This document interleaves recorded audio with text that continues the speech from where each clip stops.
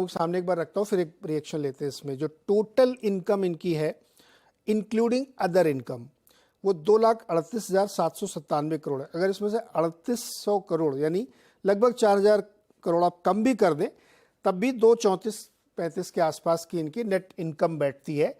जबकि पिछले क्वार्टर में यानी जो फर्स्ट क्वार्टर था उसमें 2,14,000 करोड़ थी। तो 2,14 से बढ़ के 2,38, उसमें से वो 3,4,000 करोड़ के जो अदर इनकम, अगर उसको माइनस करना चाहे तो करें, लेकिन अगर आप उसको लेके चलें तो, और इस लिहाज से पिछले साल देखें, अगर इसी क्वार्टर का लास्ट ईयर जो था वो 2,35 था ओवरऑल, उसमें भी लगभग उतनी डिस्काउंटिंग अदर इनकम की थी। तो ये टोटल इनकम का फिगर यहाँ पे निकल के आ रहा है, जो कि बढ़त यहाँ पे दिखा रहा है। और इंटरेस्टिंग पॉइंट इसमें ये है कि जो कई सारे इन्होंने जॉइंट वेंचर्स वगैरह किए थे, उन सब के पैसे आए हैं।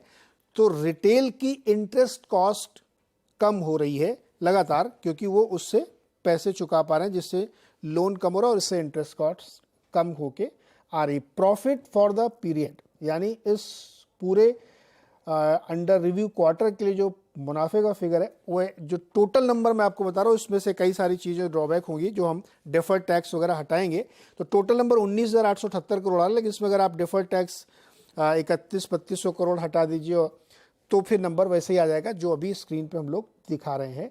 और पिछले बार ये 18,258 था, तो उसमें भी सेम डिस्काउंटिंग लेंगे। धर्मेश कांत जी, नंबर जो बाजार के अनुमान थे उससे बेहतर लगते हुए दिख रहे हैं। कई सारे इंटरनल्स आपने देखे होंगे, आपको कैसे लग रहे हैं नंबर इस वक्त?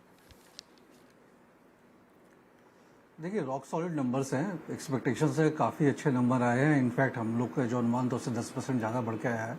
और जो खास बात ये रही कि चारों वर्टिकल्स के नंबर काफ़ी स्ट्रांग आए हैं, चाहे वो ऑयल एंड गैस सेगमेंट का हो, ऑयल टू केमिकल सेगमेंट का हो, या फिर रिटेल का हो, या जियो प्लेटफॉर्म्स का हो।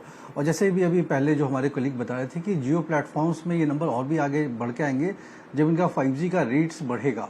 सो ये आरपू काफ़ी बढ़ते हुए नजर आएंगे आने वाले दिनों में। तो ऑनलेस जिस तरह से स्टॉक में करेक्शन हुआ, मुझे तो लगता है काफ़ी बड़ा अपस्विंग आपको वनडे को स्टॉक प्राइस में देखने को मिलेगा।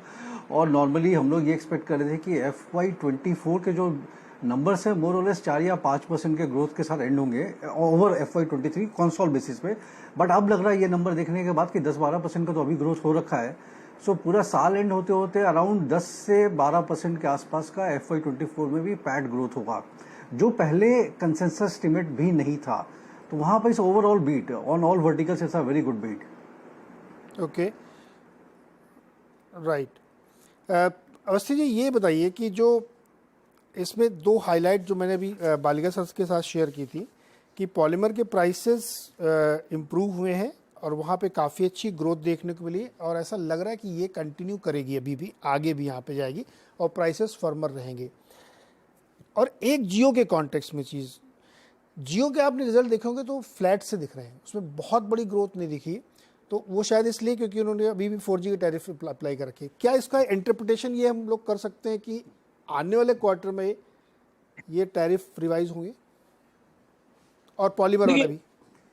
देखिए, पॉलीमर के प्राइसेस तो मुझे लगता है कि लार्जली स्टेबल रहने चाहिए, क्योंकि ऑयल से पॉलीमर वाला जो कन्वर्जन है, ऑयल पे मैं बहुत बुलिश नहीं हूँ लॉन्ग टर्म में। तो मुझे लगता है कि पेटकेम चेन में बहुत ज्यादा पॉजिटिविटी शायद आने वाले समय में हमें ना देखने को मिले, बट स्टेबल नंबर्स रहेंगे।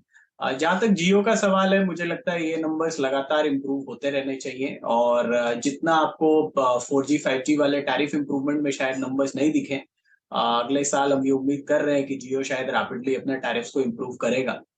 लेकिन मुझे लगता है उससे ज्यादा जो इन्होंने एक हैंडसेट लॉन्च किया है एक अलग कस्टमर बेस को एक्वायर करने के लिए, वो एक एडेड एडवांटेज इनके लिए रहेगा। तो अभी भी मेरे हिसाब से अगले साल भर तक शायद कस्टमर एक्विजिशन पे ज्यादा फोकस रहेगा। बट वेब से रिलेटेड जो फाइबर टू होम या एयर फाइबर, या आज जो कल परसों में जो न्यूज आई है सैटेलाइट वाले इंटरनेट की, मुझे लगता है ये काफी बड़ी डेवलपमेंट्स है रिलायंस के लिए, और इंडिया के लिए वो काफी महत्व रखती है, क्योंकि आप एक डिस्टेंट रीजन तक जा सकते हैं। तो मुझे लगता है ये जियो के लिए खास करके फाइबर काफी इंपॉर्टेंट वर्टिकल रहेगा आने वाले समय में। जहाँ तक टेलीकॉम सब्सक्राइबर्स का बेस है, मुझे लगता है वहां अभी भी फोकस कंपनी का नंबर ऑफ सब्सक्राइबर बढ़ाने पे ही रहेगा।